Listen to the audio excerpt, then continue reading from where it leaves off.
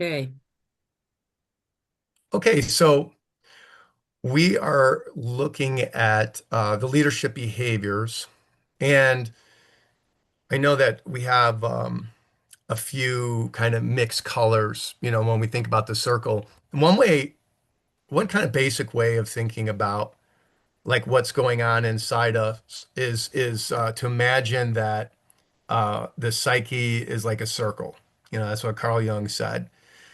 And circle in your mind, And when we did the meditation, that's more of like a full embodiment, connecting with our body, connecting with being in the world. And sometimes when we think about thinking or feeling, we can that we have a circle, and we have the chase, mastery, love, and significance.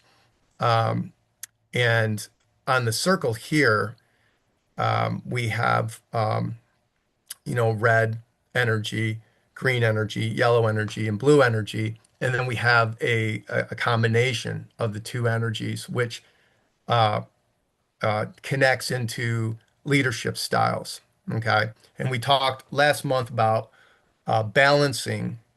If you're a results-oriented leader, you also want to really kind of move into relationship leadership. If you're really centered, you're focused on centered leadership. You also you want to bring a little more inspiration and visionary leadership. So we're just like if you lead with red energy, you also want to be aware of the opposite, your green energy. If you want to do it now, you also are trying to do it in harmony. If you are, leading with blue energy of do it right, you also want to have some yellow energy, do it together and have some fun, right? So this is Carl Jung's idea of the theory of opposites, and we're trying to, if we lead one way, let's say we tend to be extroverted.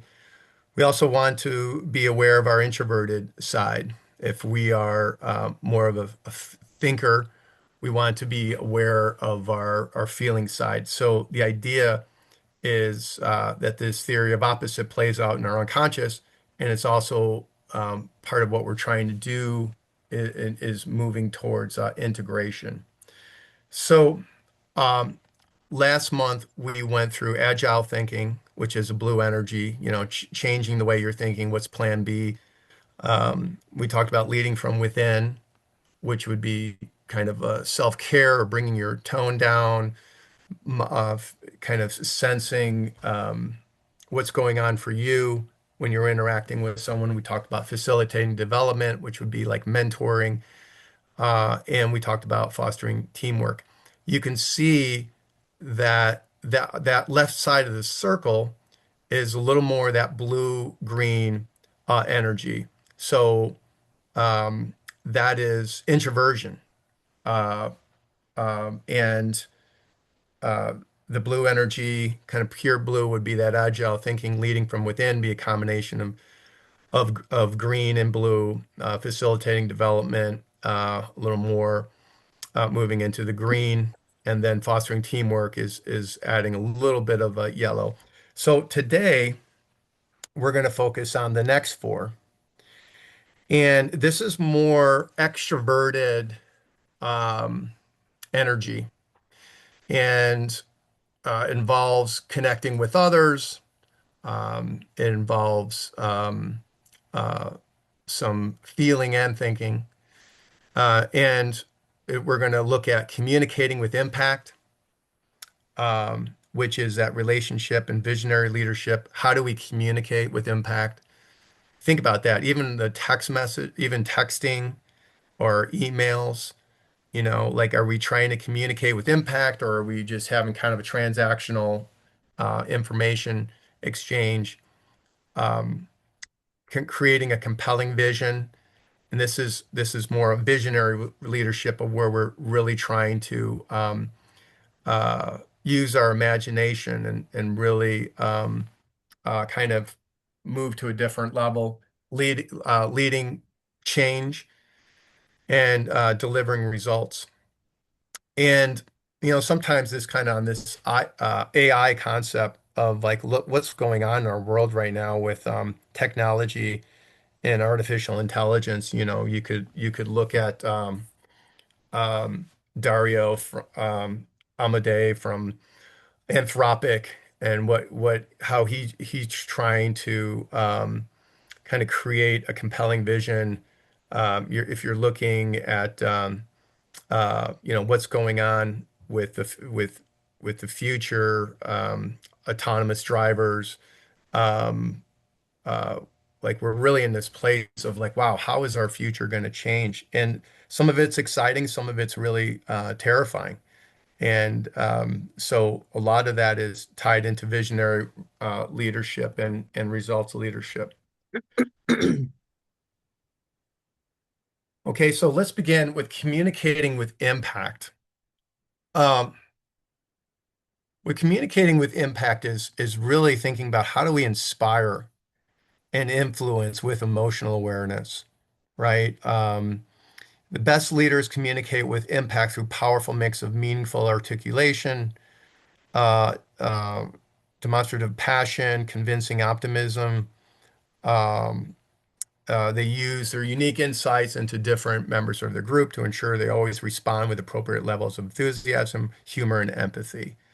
That's really That's a lot there as a leader. But you could even think of it when you're communicating with your partner or a colleague. It's like what inspires them. If someone leads with some green energy, how do you communicate with impact with that person? Well, you speak their language, right? Hey, um, I was thinking of you today, or I know that you got a lot on your plate, and that really is a good starting point, especially if you tend to lead with uh, red energy, which is like, hey, I want you to get that report to me right away. But communicating with impact is also like your tone.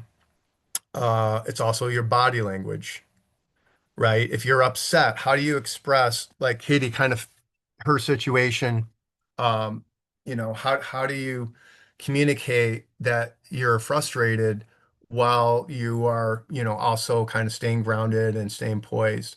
And so it's body language, it's tone, it's awareness of the other person's colored energies, what they lead with, and changing your intonation, thinking about maybe a presentation you have to give and you're presenting to your team. Maybe Rob has a situation like that where, you have a team that you're working with and you're like, I want to communicate. I know my team, everyone's a little different. So now I have to communicate with impact and do it in a way that's transformational and not just transactional, right? And it involves some emotion. I think of uh, my son was in The Greatest Showman, you know, and P.T. Barnum. I always thought, like, man, what a salesperson, he was, right? And had to kind of create this compelling vision, and the way he would do it was kind of kind of a speech here or there. Sometimes we have to give a real powerful speech. A coach has to say something to kind of get us really going, right? So that's communicating with impact. So I want you to think about if you have a pen next to you, you know, or you could just think about this. What impact does your communication have on others? Okay, it could be written communication, could be verbal communication. What impact does it have on others?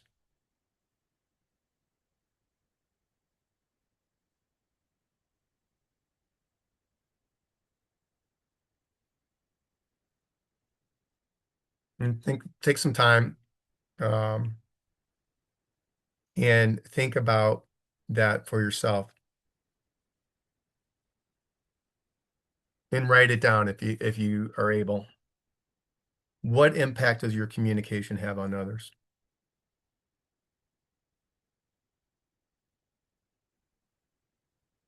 Okay, let's move on. Um, Now we're talking about creating a compelling vision, right? A leader who creates a compelling vision is not interested in following the status quo, which is hard to do. They have little time for adhering to uh, tried and tested methods, but rather future-oriented and pursue their vision through more innovative means. What is more, they encourage others to take the journey with them by determining a winning direction that is aligned to a wider strategy. And this is where I think I keep coming back to Anthropic and Dario's kind of, this when he pulled out of that uh, that the deal with the military, and he said, we're not going to have AI, we're not going to have our company um, be involved in weapons when that are not, kind of guided by humans, right? That's like a compelling vision. Like, whoa, that where we're at, or cybersecurity questions, right? And um, kind of shifting to another company, like Uber, kind of doing this the driverless um, ride shares, uh, and I saw this thing now with these like little, we're going to have these, I forgot what they're called, but like kind of we're going to take that to the air, really, these air taxis. And it's a compelling vision. You're like, wow, man, I could get up to Michigan in, half hour, right? We're really at a time when we're using our imagination and thinking about like how technology is going to change things. Caleb doing his research using AI, maybe that is going to be able to solve cancer, cure cancer down the road. And maybe not. Maybe it's going to be a total disaster. So we don't know. So we have these kind of compelling visions that are really salient at this time in history right now. Um, and helping your audience really use their imagination about where things could go, or your shareholders or your stakeholders. At a very kind of simple level might be like Katie, talking to her fiance about the wedding. You're creating a compelling vision. You have in your head like how it could be and how beautiful it could be, and you move towards that creative, that compelling vision together.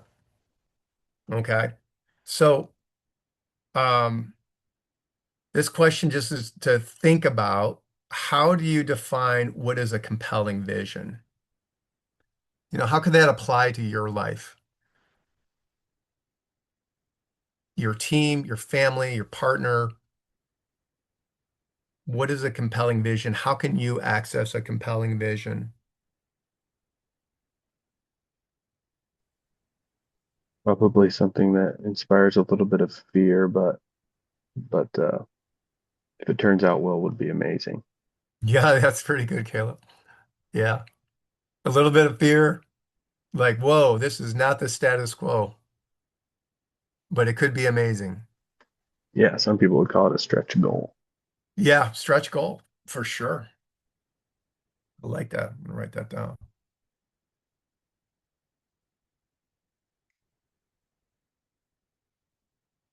Yeah, so think about a compelling vision in your life.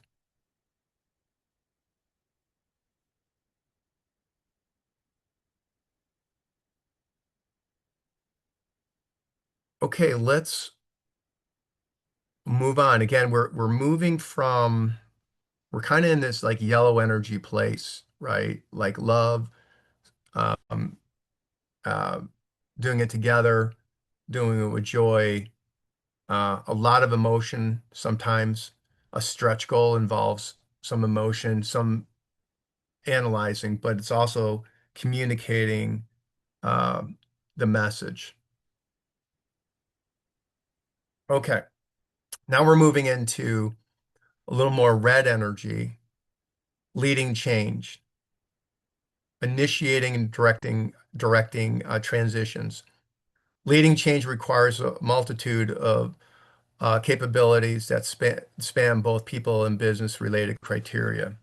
It involves initiating, directing transitions within teams and processes in order to achieve a greater purpose for what people do, how they experience it, and be positive, be it positively or negatively.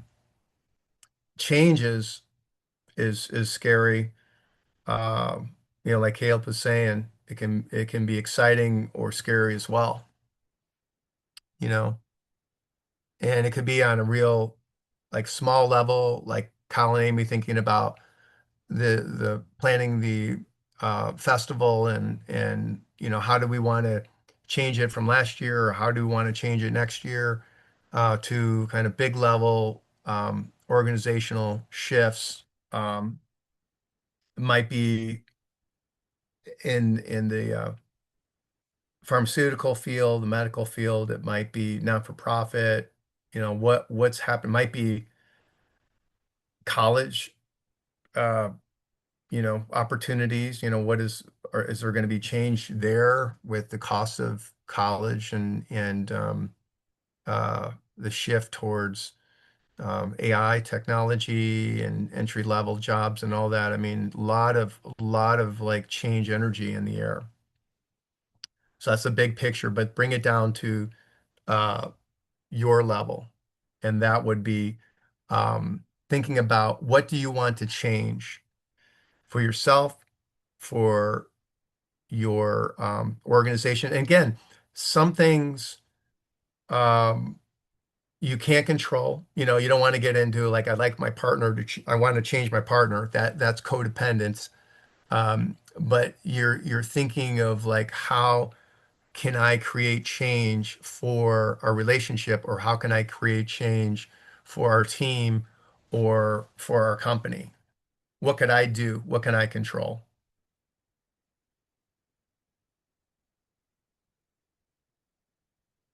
And this is just when I kind of pause here, it's just like you can jump in, but just more reflect for it for yourself too. Either or.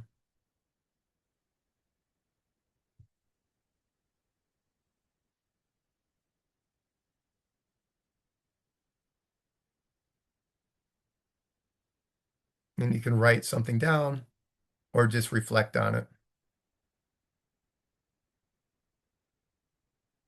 Okay, now we're moving into what some would say could be a form of of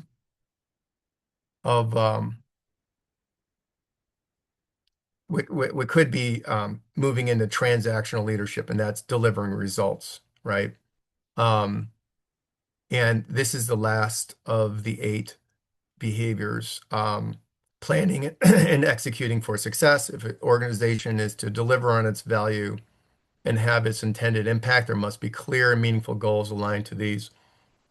Planning, prioritizing, delivering on time, improving offerings, maintaining and acting upon customer-centric feedback. These are all components that have to be considered in planning and executing for success, right? So we're moving kind of in this, finishing up on the top of the circle with this red energy and blue energy, delivering results. All companies kind of have some of that, or all of them have all of that. It's kind of a bottom line. We need to deliver. And you think of like a situation like Caleb is going through, like, hey, explore some of these things, deliver results, um, and it's new territory. It can be pretty daunting. So the question that I would like you to contemplate is how do you determine success? Is it just bottom line, which is a factor? Is it how are you what's successful for you? What's delivering results for your team?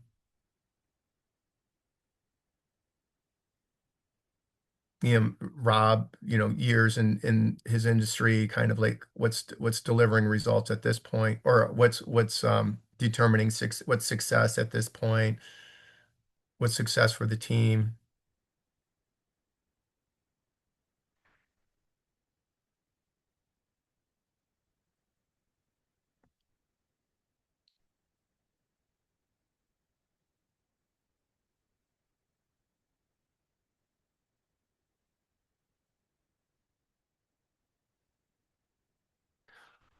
Okay, let's just being sensitive to time here. So I'm going to stop sharing the screen. And anything come up for us around those four leadership behaviors? Do I stop recording? Yeah, thank you, Amy.